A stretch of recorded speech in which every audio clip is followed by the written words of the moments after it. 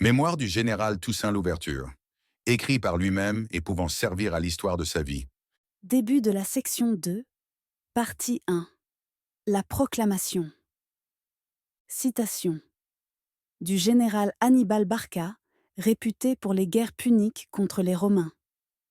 Si nous ne pouvons pas trouver un chemin, nous en créerons un. Fin de citation. Toussaint Louverture, gouverneur de Saint-Domingue.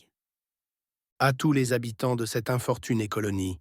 Citoyens, après avoir tombé sur tous les points de la colonie comme la foudre dans les tempêtes les plus violentes, tombant sur la cime de l'arbre le plus élevé, l'écrase en 1000 morceaux, après avoir attaqué tous les points de la colonie, passé au fil de l'épée la garnison du Fort Liberté, quoique ceux qui commandaient cette ville, trompés par les plus lâches séductions, la lui eussent livrée.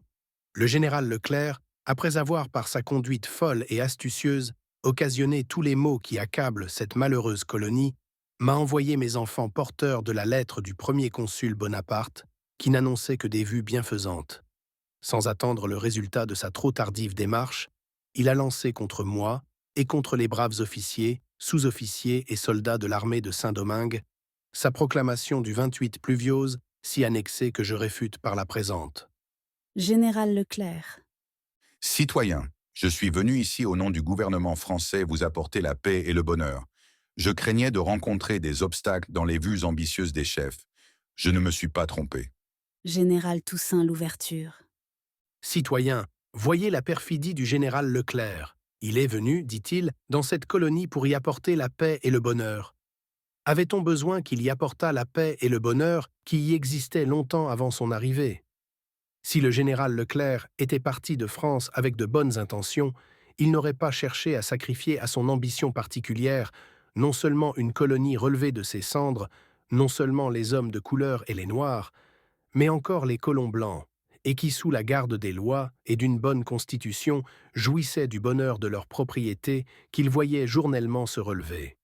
S'il eût craint, comme il le dit, de rencontrer des obstacles de la part des chefs de cette colonie, il se fut adressé directement à moi, au lieu de chercher à gagner par les séductions les généraux, commandants et officiers sous mes ordres, afin de me mettre dans mon tort. S'il eût voulu enfin le bonheur de la colonie et de ceux qui l'habitent, il n'aurait pas forcé l'entrée des ports et déchargé sur différentes villes les batteries de ses vaisseaux. Général Leclerc. Citoyens, les chefs qui annonçaient leur dévouement à la France dans leur proclamation ne pensaient à rien moins qu'à être français. Ils voulaient Saint-Domingue pour eux. S'ils parlaient quelquefois de la France, c'est qu'ils ne se croyaient pas en état de la méconnaître ouvertement. Général Toussaint Louverture. Citoyens, oui sans doute les chefs de cette colonie étaient, comme ils l'annonçaient dans leur proclamation, dévoués à la France. Comme moi, ils aimaient leur liberté, et toujours fiers de celte pensée, ils craignaient tout de la perfidie des agents du gouvernement français. D'ailleurs, si je n'avais point aimé la France, je ne lui aurais pas conservé la colonie jusqu'à l'arrivée de mon calomniateur. Je laisse à mes concitoyens le soin de réfuter cette calomnie. Général Leclerc. Aujourd'hui, leurs intentions perfides sont démasquées. Le général Toussaint m'avait envoyé ses enfants avec une lettre dans laquelle il m'assurait qu'il ne désirait rien que le bonheur de la colonie et qu'il était prêt à obéir aux ordres que je lui donnerais. Général Toussaint Louverture. Seconde perfidie plus noire encore que la première. Avais-je besoin d'attendre l'arrivée de ce général avec des forces pour démasquer mes intentions, si j'eusse voulu séparer cette colonie de la France en mettant perfidie sur perfidie? Le général Leclerc dit que je lui ai renvoyé mes enfants. C'est une fausseté. C'est lui, au contraire, qui, après avoir occasionné l'incendie du Cap et de ses riches plaines par sa conduite astucieuse, m'envoya mes enfants porteurs de la lettre du premier consul, sans me faire l'honneur de m'écrire. L'amour de mon pays, le bonheur de mes concitoyens me porta alors à renvoyer, auprès de lui mes deux enfants, porteurs d'une lettre de moi, par laquelle je le priais de me manifester les intentions du gouvernement français, auxquelles j'étais prêt à obéir, si elles devaient procurer à mes concitoyens la paix, le bonheur et la tranquillité que le général Leclerc leur avait fait perdre.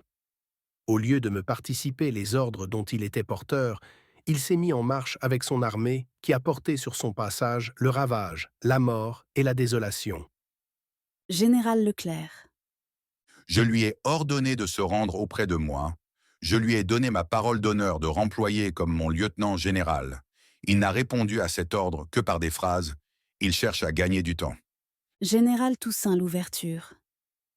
Commandant de celle colonie pour la France, nommé chef de cette colonie par la Constitution, qui n'avait été faite que sur le droit que donnait la Constitution française de l'an 697, 1799 aux habitants de cette colonie de se faire une constitution locale, si le général Leclerc eût voulu le bien. S'il eût agi comme un bon militaire, il m'aurait exhibé ses pouvoirs. Si j'eusse refusé d'obéir aux ordres du gouvernement français, tout le tort aurait été de mon côté et il eût eu le droit de faire le mal. D'autant plus que je lui avais manifesté clairement dans ma lettre que la conduite folle et astucieuse qu'il avait tenue en arrivant dans cette colonie, m'ayant inspiré les plus grands soupçons sur la pureté de ses intentions, je ne me rendais pas auprès de lui, mais que j'étais décidé à faire tous les sacrifices possibles pour rendre à mes concitoyens la tranquillité qu'il leur avait ôtée. Car enfin, comment se fier à un homme qui amenait avec lui une armée nombreuse et des vaisseaux portant et débarquant des troupes sur tous les points de la colonie, sans en prévenir le premier chef? Quelle confiance les habitants de cette colonie pouvaient-ils et peuvent-ils encore avoir dans les chefs qui commandent cette armée? Rochambeau, Kerverseau et Desfourneaux n'ont-ils pas été dans le nord, l'ouest et le sud, les tyrans les plus acharnés de la liberté des Noirs et des hommes de couleur? Aux îles de Vent, Rochambeau n'a-t-il pas été le destructeur des hommes de couleur et des Noirs? N'a-t-il pas prédit, il y a 5 ans, qu'il fallait envoyer à Saint-Domingue des troupes pour désarmer les cultivateurs? Au reste, si M. Leclerc se fût présenté comme il devait le faire, je lui aurais cédé les pouvoirs dont il est si jaloux, pouvoirs que je n'ai ambitionnés que pour faire le bonheur de mes concitoyens. Non pas, comme il le dit, pour être son lieutenant général, mais pour me retirer au sein de ma paisible famille, pourvu que j'eusse eu la gloire de voir employer honorablement les officiers de tout grade qui ont si vaillamment combattu sous mes ordres pour la cause sacrée de la liberté. En disant que je cherche à gagner du temps, lorsque tout ce temps était à moi et que je pouvais en profiter, le général Leclerc démasque la perfidie de ses intentions. Il me prouve, ainsi qu'à mes concitoyens, qu'il n'est venu ici que pour réussir à ravager cette belle colonie qu'il a trouvée intacte. Général Leclerc. J'ai ordre du gouvernement français de faire régner promptement la prospérité et l'abondance ici. Si je me laissais amuser par des détours astucieux et perfides, la colonie serait le théâtre d'une longue guerre civile. Général Toussaint Louverture. Parce qu'il avait ordre du gouvernement français de faire régner ici l'abondance et la prospérité, le général Leclerc, au lieu de se faire convoyer par des bâtiments chargés de troupes, devait amener avec lui des bâtiments chargés de marchandises qu'il aurait échangés pour les précieuses denrées de cette colonie et non provoquer, comme il l'a fait par sa conduite astucieuse et perfide, la destruction de cette île. Conduite bien différente des vues manifestées dans la lettre du premier consul, qu'il ne m'a fait parvenir qu'après les plus cruelles hostilités, lui seul a usé de détours et de perfidie, parce qu'au lieu de s'adresser directement à moi, comme il le devait, il a employé le vil moyen de la séduction pour corrompre et gagner les officiers sous mes ordres. J'ai l'honneur de prédire au général Leclerc, et l'avenir le prouvera, que quand bien même il aurait sous ses ordres 200 à 300 000 hommes, il n'opérera que le ravage et la destruction. Mais il ne rétablira jamais la colonie au degré de splendeur où je l'avais poussée. Et je suis persuadé d'avance qu'il n'y réussira pas. Le gouvernement français se verra contraint de le remplacer, parce que la conduite qu'il a tenue, j'en abordant dans cette île, prouve à tous ceux qui l'habitent qu'il ne peut que perpétuer le désordre qu'il vient d'y mettre.